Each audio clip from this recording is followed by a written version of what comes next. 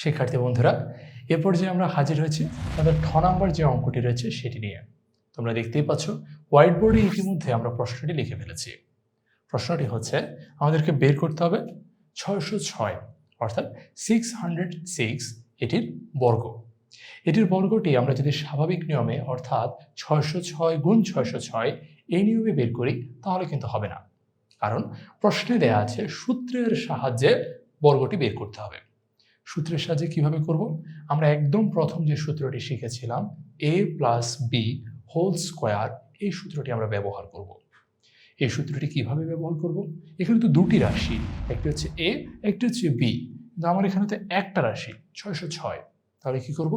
এর আগের অঙ্কতে আমরা যে কাজটি করেছিলাম 606কে ভেঙে ফেলব। এখন 606কে অনেকভাবে ভাঙা যেতে পারে, আমরা খুব সহজে বুঝতে পারছি অনেকভাবে ভাঙা যায়। যেমন আমি যদি বলি 608 - 2 তাহলেও তো হয়, দুটি রাশিতে ভাঙলাম, মাঝখানে বিয়োগ এসছে, তাহলে a - b হোল স্কয়ারের সূত্র ব্যবহার করলাম, সমস্যা তো নেই। কিংবা যদি যোগের সূত্রই ব্যবহার করতে চাই তাহলে 605 + 1 তাহলেও তো হচ্ছে 606। কিন্তু এগুলোতে না ভেঙে বা এভাবে আমরা না ভেঙে আমরা এটিকে ভাঙবো 600 + 6 এই পদ্ধতিতে। কিন্তু কেন অন্যান্য যোগ বা অন্যান্য বিয়োগ ব্যবহার না করে কেন 600 + 6 এভাবে ভাঙছি? কারণ এর কাছাকাছি বা 606 নিকটবর্তী 600ই হচ্ছে একটা পূর্ণ সংখ্যা, যেটাকে বর্গ করা আমাদের জন্য অনেক সহজ। তুমি 605-এর বর্গ যতটা কঠিন বের করা, 600-এর বর্গ বের করা অনেক সহজ। তুমি খুব সহজে বুঝতে পারছো, একটু করে দেখাই। তুমি যদি এভাবে লিখো 600 হোল স্কয়ার, তুমি খুব সহজে বের করে ফেলতে পারবে। 6-এর জন্য লিখবে 36, এখানে শূন্য আছে দুটা, শূন্য যখন আমরা এরকম বর্গ করি ডাবল হয়ে যাবে, শূন্য হয়ে যাবে 4টা, শেষ, 600 বর্গ বের করে ফেলেছি। কিন্তু এই পর্যায়ে যদি বলি 605-এর বর্গ বের করো, তো কাউকে যদি তুমি এভাবে বলো 605-এর বর্গ বের করো, এবার কিন্তু আর এতটা সহজে বের করা যাবে না, একটু কঠিন। আর ঠিক এই কারণেই আমরা এই যে এখানে দেওয়া আছে 606, এটিকে যখন দুইটা ভাগে ভাঙবো, দুইটা ভাগ করব, তখন একটা ভাগ রাখবো 600 আর একটা ভাগ রাখবো 6, তাহলে এই অঙ্কটা অনেক বেশি সহজ হয়। আর এই অনেক বেশি সহজ পদ্ধতি নেই, চলো অঙ্কটি সমাধান করে ফেলি।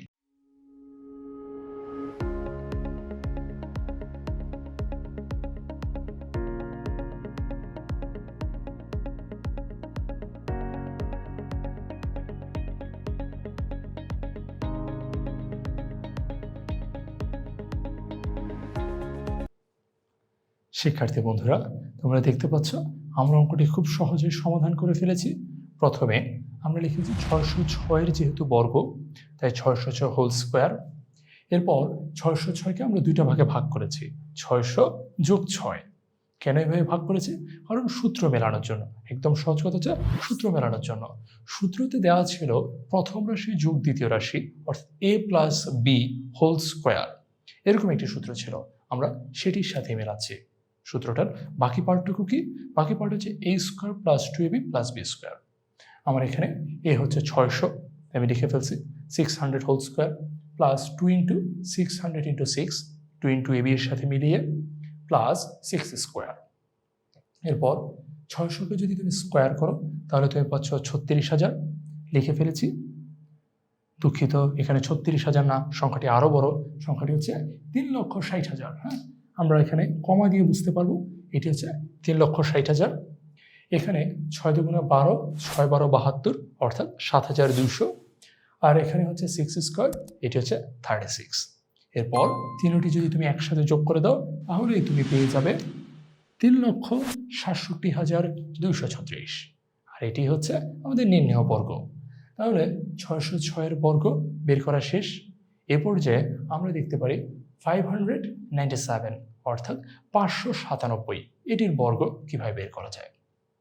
এক্ষেত্রে এখানে আমরা যোগের সূত্রটি ব্যবহার করলেও ওখানে যদি আমরা বিয়োগের সূত্রটি ব্যবহার করি তাহলে আমাদের জন্য বেশি ইজিয়ার হয়। কিরকম? আমি যদি 600 থেকে যদি 3 বিয়োগ করি তাহলেই আমি পেয়ে যাচ্ছি 597। এক্ষেত্রে 600 - 3 এটির যদি হোল স্কোয়ার বের করি তাহলে এই অঙ্কটি হয়ে যায়। তাহলে চলো 600 - 3 এই সিস্টেমে পরের যে অঙ্কটি অর্থাৎ ড নম্বর যে অঙ্কটি রয়েছে সেটি সমাধান করে ফেলা যায়।